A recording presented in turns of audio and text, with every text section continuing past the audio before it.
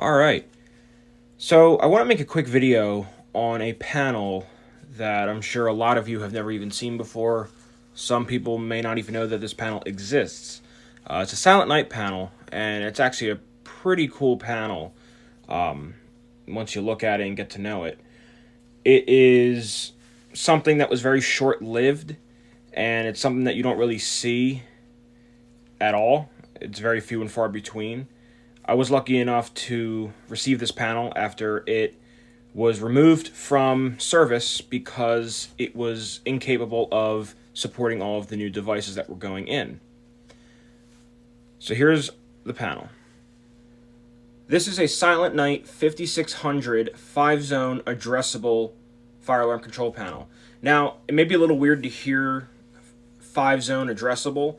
It's a hybrid panel, so you can have 25 addressable points on this panel, and you can see on the screen you have 5 zones. So it gets programmed by zones. You group the devices into a zone.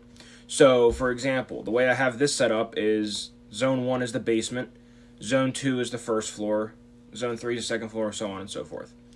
So when you program this panel, you give the zone a label. However, the devices themselves do not get their own descriptor.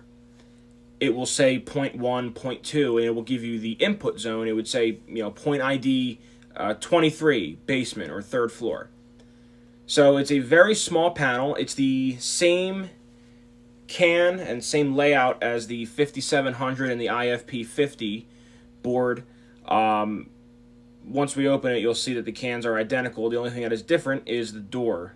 It's down at the bottom. Instead of saying model 5700, it says model 5600. Along with the panel, we have a Silent Night 5635 annunciator. This annunciator was designed specifically for the Silent Night 5600. Getting a closer look at the 5600, you'll see we have our main circuit board. Down here on the bottom left is the S-Bus. That's what powers the annunciator. To the right of that, we have our SLC. And to the right of that, we have our 2 notification appliance circuits. They are resisted out at the moment, as I do not have any notification appliances installed.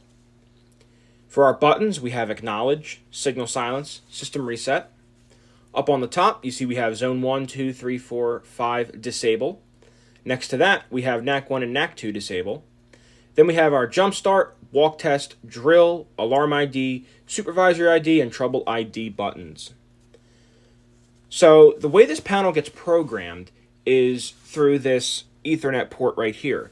Now, some of you are familiar with SKSS or HFSS, as that is the Silent Night programming software. SKSS is for the 5000 series panels, and HFSS is for the 6000 series and the Fahrenheit line of the Black series. This panel does not use either one of those platforms. This panel connects to a web browser, and it is a web-based program.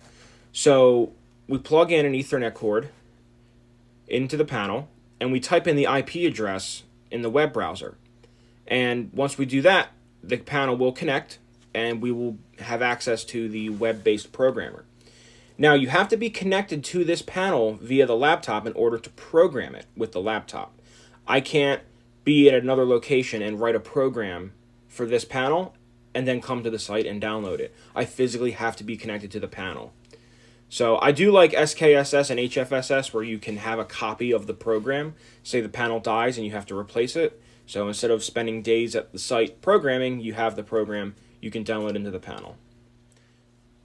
For devices on this system, we have 2 Silent Night SK photoelectric smoke detectors, and below that we have an SK relay module that will activate on general alarm. So this panel supports 2 protocols. One of them is the HFS protocol, which stands for Honeywell Fire Systems, and the SK protocol.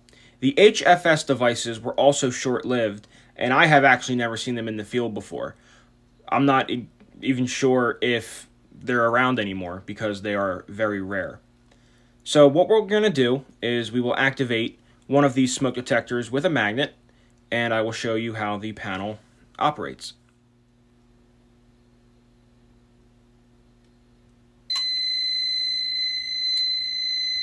Okay, now our smoke detector is in alarm. The system is in alarm. What we can do is we will acknowledge the alarm.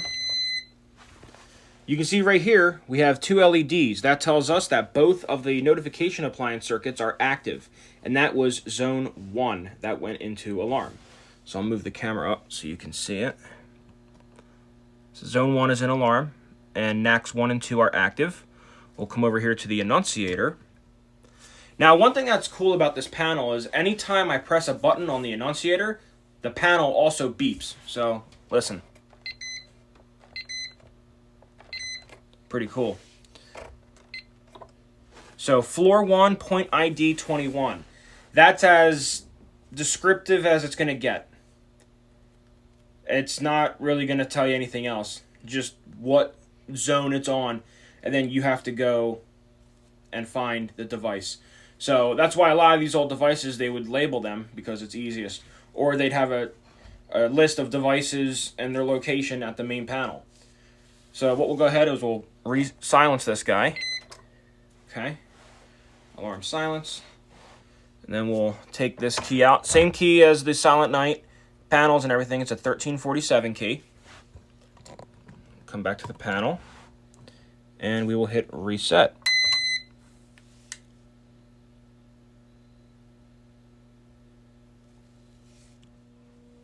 So that's pretty much it for this video. I just wanted to do a quick overview and demonstration of this panel. If you want to see more of this panel, definitely like and comment and subscribe. And if you have any questions on this panel, please feel free to ask. Always happy to help and answer any questions you guys may have. So thanks for watching. Talk to you soon.